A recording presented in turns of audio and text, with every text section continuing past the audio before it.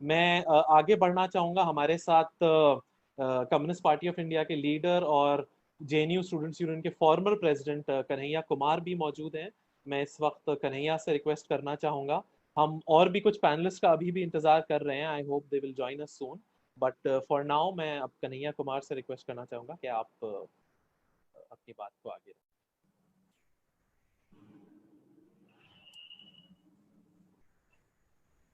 सबसे पहले आप तमाम लोग जो इस प्रेस कॉन्फ्रेंस में जुड़े हुए हैं, जो हमारे साथी हैं और जो पत्रकार लोग हैं, आप सबका मैं स्वागत करता हूं। और इस प्रेस कॉन्फ्रेंस को आयोजित करने वाले जो आप तमाम लोग हैं, उनको मैं बहुत धन्यवाद करता हूं। और मेरे ख्याल से हमसे पहले जो दो वक्ता हैं, उन्होंने डिटेल में प्रेस कॉन्फ्रेंस का क्या उद्देश्य है इसके बारे में स्पष्ट कर दिया है। मैं सिर्फ इस पे एक पक्ष रखना चाहता हूं, वो ये है कि आखिर लॉकडाउन के दौरान ये गिरफ्तारियां क्यों हो रही हैं, विश्वविद्यालयों के ऊपर हमले क्यों हो रहे हैं, पत्रकारों को क्यों गिरफ्तार किया जा रहा है। अगर कोई नया मामला नहीं है तो पुराना कोई मामला निकाल करके पुराने केसेस में किस तरीके से मानवाधिकार और सामाजिक कार्यकर्ताओं को गिरफ्तार किया जा रहा है, इसके पीछे वजह क्या है। वजह बिल्कुल साफ है। आज जो बिहार की अखबार में खबर आई है, दो दर्दनाक घटना वहां हुई है। मोकामा में एक लड़की को जिंदा जला दिया गया है और बेगूसराय में एक मासूम के साथ उसके ही चाचा के द्वारा बलात्कार किया गया है। ये दो घटना का जिक्र मैं इसलिए कर रहा हूँ कि जो हीनियस क्राइम करने वाले लोग हैं, पुलिस इनके ऊपर गिरफ्तारियां नहीं कर रही है। ऑलरेडी जो लोग गिरफ्तार किए गए थे, जो अंडर ट्रायल थे, जो खूनी थे, जो मर्डरर थे, जिनके ऊपर डकैती का आरोप था, जिन्होंने भ्रष्टाचार किया है, इस देश की संपदा को लूटा है, उन तमाम लोगों को रिहा किया जा रहा है। लेकिन ये जो स्टूडेंट हैं, उनको ऐसी क्या इमरजेंसी हो गई है कि उनको गिरफ्तार किया जा रहा है, जबकि देश की परिस्थिति ये है कि जो विद्यार्थी पढ़ रहे हैं उनको अपनी पढ़ाई की चिंता है, पढ़ाई खत्म करने के बाद नौकरी मिलेगी कि नहीं मिलेगी इसकी चिंता है। जिनको नौकरी मिली हुई थी उनकी नौकरियां छूट रही हैं, जिन्होंने पढ़ाई खत्म कर ली वो नौकरी ढूंढ रहे हैं। ऑलरेडी समाज जो है एक एक मानसिक तनाव से गुजर रहा है। लेकिन लोगों के हक और अधिकार के लिए लड़ने वाले, बात करने वाले जो ये विद्यार्थी हैं, उनको इसलिए टारगेट किया गया है ताकि सरकार की नाकामियों पर कोई सवाल ना खड़ा कर सके, कोई ये ना पूछ सके कि भाई कैसा ट्रेन चला रहे हैं, जाना है गोरखपुर, पहुंच जा रहा है उड़ीसा।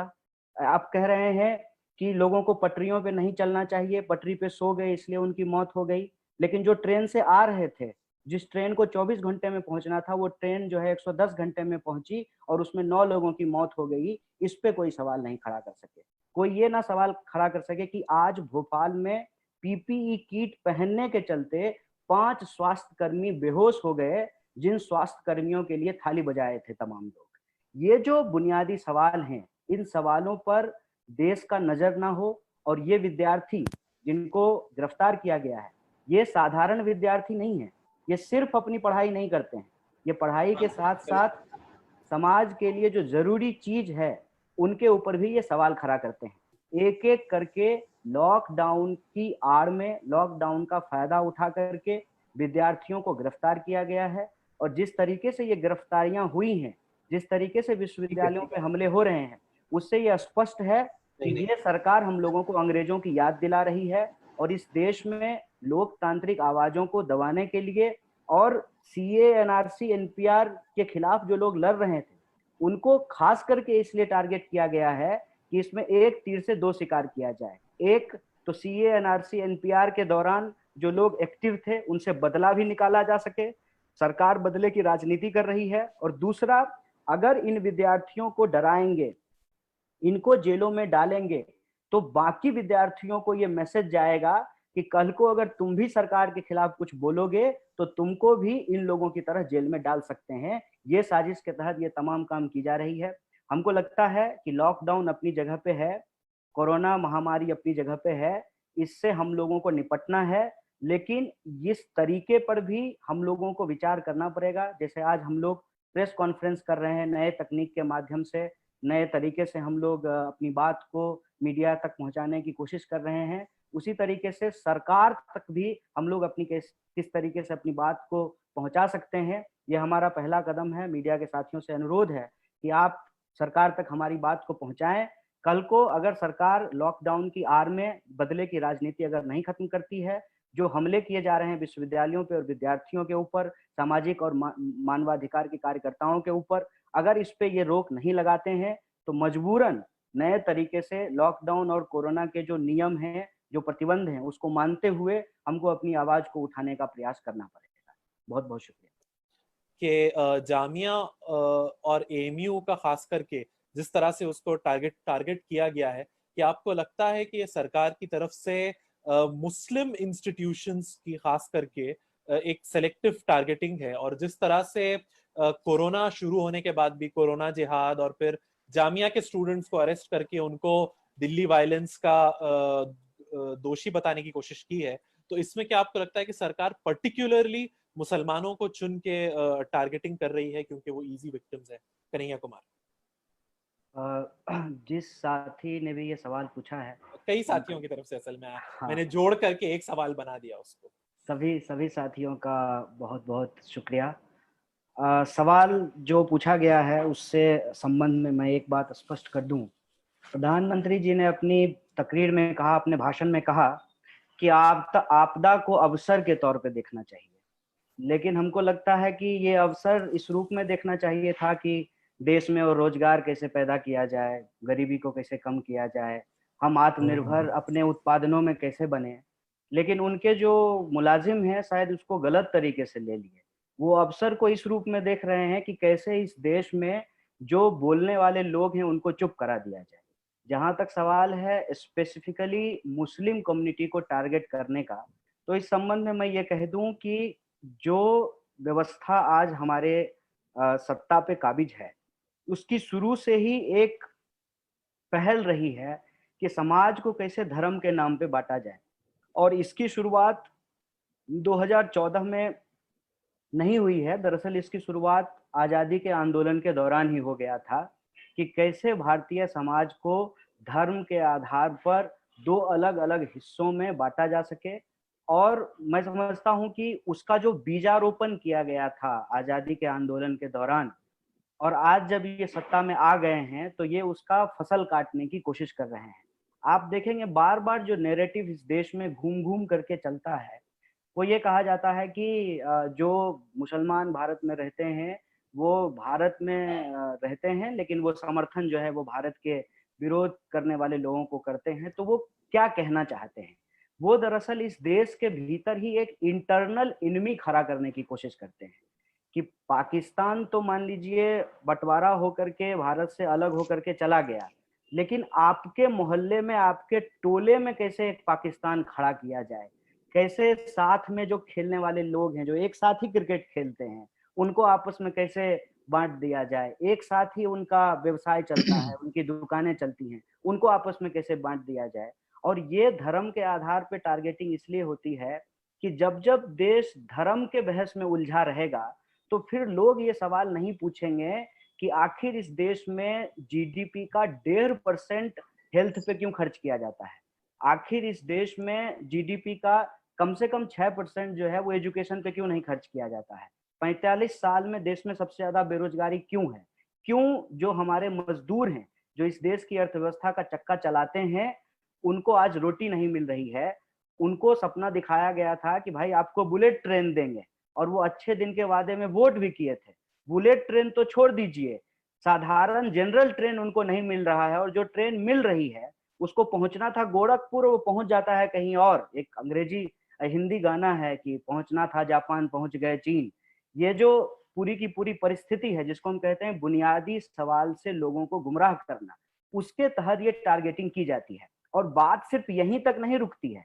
अब देखिए कि उसका अगला शब्द क्या होता है, जिहादी, नक्सली, एंटी नेशनल, टुकड़े टुकड़े गैंग के सदस्य। इसमें किन लोगों को शामिल किया जाता है? मुसलमानों को शामिल किया जाता है, दलितों को शामिल किया जाता है, इस देश के भीतर जो मजदूरों और किसानों के हक और अधिकार को लेकर लड़ने वाले लोग हैं, जो महिलाओं के हक और अधिकार को लेकर लड़ने वाले लोग हैं, जो इस देश में न्याय और बराबरी की आवाज उठाने वाले लोग हैं, चाहे वो किसी भी समुदाय के हों, उनको इस कैटेगरी में डाल दिया जाता है। तो ये पूरा का पूरा एक नैरेटिव खड़ा किया गया है, भाई ये लोग प्रो मुस्लिम हैं, भाई ये लोग एंटी हिंदू हैं। इस तरीके का नैरेटिव इसलिए बनाया गया है कि जो चाल 1947 में भारत के विभाजन के दौरान रची गई थी, और मैं फिर से आपको याद दिला दूं और सब लोगों को ये नोट करना चाहिए कि भारत का जब विभाजन हुआ उसका समर्थन हिंदू महासभा भी कर रही थी और मुस्लिम लीग भी कर रहा था।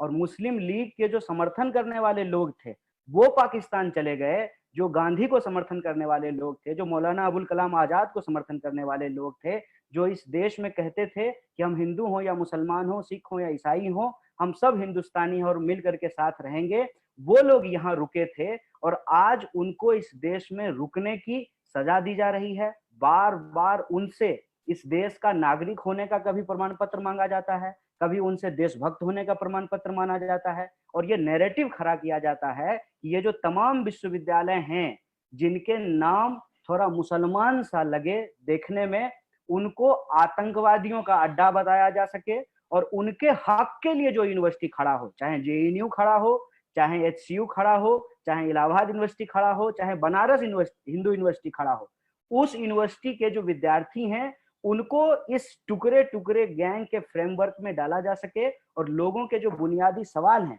उसको हमेशा गुमराह करके हिंदू मुसलमान का गैर जरूरी बहस खड़ा करके, जहां तक कोरोना का सवाल है उसमें भी आप देख लीजिए कि लॉकडाउन तैयारी के साथ होना चाहिए था, लॉकडाउन तैयारी के साथ नहीं किया गया।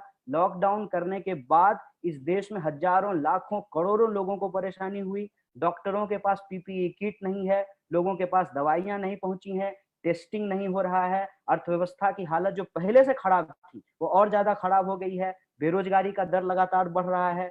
जिनको जो पढ़ाई कर रहे थे तो उनको चिंता है कि पढ़ाई उनकी कैसे खत्म होगी, जो पढ़ाई खत्म कर लिए थे उनको चिंता है कि नौकरी कैसे मिलेगी, जिनको नौकरी मिल गई थी उनको चिंता है कि उनकी नौकरी कैसे बचेगी। इन तमाम सवालों को गुमराह करके ये हिंदू मुसलमान के बहस में देश को फंसाना चाहते हैं।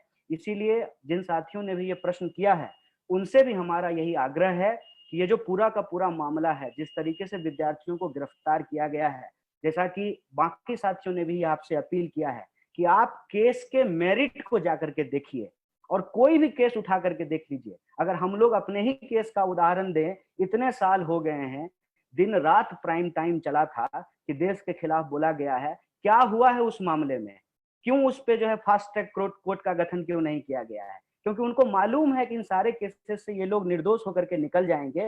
लेकिन ये जो पूरा का पूरा प्रोसेस है, आप सोचिए जिस लॉकडाउन के दौरान लोगों को खाना नहीं मिल रहा है, लोग अपना क्लास नहीं कर पा रहे हैं, पढ़ाई खत्म करने में उनको दिक्कत हो रही है, इस परिस्थिति में विद्यार्थियों को गिरफ्तार करके, जो प्रेग्नेंट महिला है उसको गिरफ्तार करके जेल में डाला गया है ताकि उसको यातना दिया जा सके और तो उसको प्रताड़ित किया जा सके, और समाज को यह संदेशा दिया जा सके कि जो सरकार के खिलाफ बोलेगा उसकी आवाज को बंद कराएंगे। तो आप मीडिया साथियों से हमारा अपील है कि आप हमारी आवाज सरकार तक पहुंचाइए कि सरकार से हम सीधा सीधा मांग करते हैं। पहली बात ये कि ये जो बदले की राजनीति है सरकार बंद करे, जिन लोगों को भी गिरफ्तार किया गया है सारे पॉलिटिकल प्रिजनर्स को बिना शर्त रिहा किया जाए। और तीसरी बात, दुनिया कोरोना से लड़ रही है, आप भी कोरोना से लड़ने पे अपना ध्यान फोकस कीजिए। एक कहावत है, खिसियानी बिल्ली खंभा नोचे, खिसियानी भाजपा विद्यार्थी नोचे। तो ये विद्यार्थियों को और विश्वविद्यालयों को नोचना बंद कीजिए, ये सीधा मांग है हमारा सरकार से।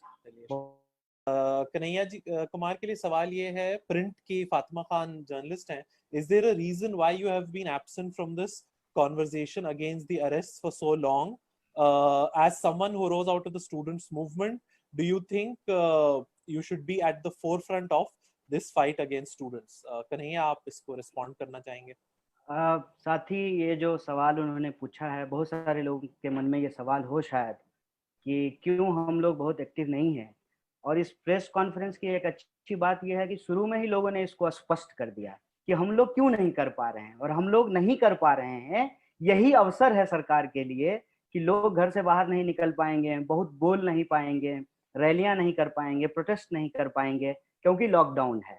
और अगर लॉकडाउन के नियमों का हम पालन नहीं करेंगे तो जैसे इस देश की हर समस्या के लिए विपक्ष को जिम्मेवार ठहरा दिया जाता है और एक फ्रेमवर्क तैयार किया गया है कि जो नहीं हुआ उसके लिए नेहरू जी जिम्मेवार हैं, और जो मोदी जी कर रहे हैं, सोचिए अगर मोदी जी नहीं होते, अगर मनमोहन सिंह होते तो देश की परिस्थिति क्या हो गई। आप माने गिरी हुई हरकत समझ लीजिए कि ये है कि मोदी जी हैं तो 3,000 लोग ही मरे हैं, मनमोहन सिंह प्रधानमंत्री होते तो 4 लाख लोग मर जाते। इस तरह की मतलब बेगैरत बात करने वाले लोग हैं। तो हम लोगों की मजबूरी ये है कि लॉकडाउन का पालन करना है। अगर लॉकडाउन का पालन नहीं करेंगे तो सरकार के समर्थन में जो बोलने वाले लोग हैं वो कहेंगे कि आप लोगों ने ही जो है कोरोना फैला दिया है देश में। कोरोना का वायरस जो है वो चाइना में मिला है, लेकिन कुछ लोग जो है भारत के भीतर जो रहने वाले भारतीय लोग हैं उनके फ्रिज में कोरोना का वायरस ढूंढना शुरू कर देंगे। तो ये जो परिस्थिति है, इस परिस्थिति में ही वो लोग अवसर तलाश लिए हैं कि जब ज्यादा प्रोटेस्ट नहीं हो सकता है तो क्यों ना टारगेट करके, सिंगल आउट करके, एक एक करके लोगों को गिरफ्तार किया जाए। और रही बात व्यक्तिगत तौर पे हमारे बहुत एक्टिव होने का, तो लॉकडाउन की परिस्थितियां उसके लिए जिम्मेवार है।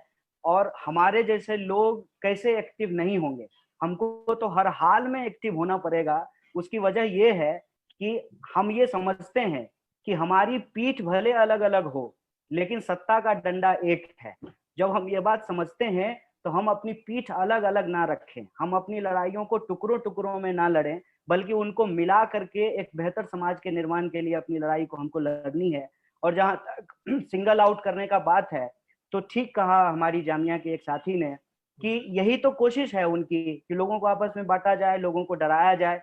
तो ना हम डरे हैं ना आपस में बटे हुए हैं, हम लोग मिल करके इस सवाल को उठाएंगे। लॉकडाउन की परिस्थितियों के चलते हम लोग नहीं उठा पा रहे थे बहुत एक्टिवली, क्योंकि उसके जो नियम कानून है उसको फॉलो करना पड़ता है।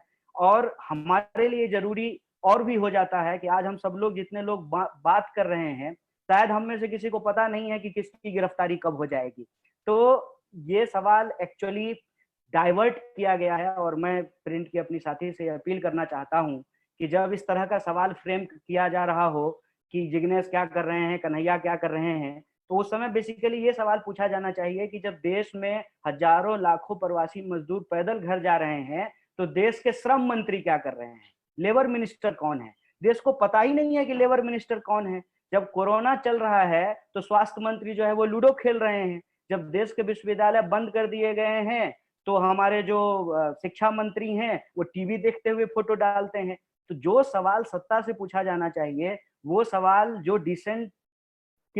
डिसेंडर के रूप में जिनको हम देखते हैं, जो सवाल को मुखरता से उठाने वाले लोग हैं, उनसे ही उल्टा सवाल पूछा जाता है। ठीक है, हम सवाल पूछने का सम्मान करते हैं क्योंकि हम चाहते हैं कि सवाल पूछा जाए। हाँ, लेकिन मेरा ये मानना है कि लॉकडाउन एक अवसर लेकर के आया है सरकार को विद्यार्थियों को संट करने का।